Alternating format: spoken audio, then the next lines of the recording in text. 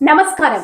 తెలంగాణ ఆత్మకు ప్రతీకగా నిలిచిన బతుకమ్మ పండుగ రాష్ట్ర వ్యాప్తంగా అంగరంగ వైభవంగా కొనసాగుతుంది. ఈ క్రమంలో మల్లాపూర్ గ్రామంలో జరిగిన సంతుల బతుకమ్మ వేడుకలు విశేష ఆకర్షణగా నిలిచాయి. గ్రామస్తులంతా చిన్న పెద్ద తేడా లేకుండా సాంప్రదాయ వస్త్రధారణలో పాల్గొని పూలతో అందంగా బతుకమ్మలను పేర్చారు. పాటలు పాడుతూ ఒకే రకమైన చీరలు కట్టుకొని మూకుమ్మడిగా ఆడిన స్త్రీలు గ్రామానికి ఉత్సవ వాతావరణాన్ని తీసుకొచ్చారు.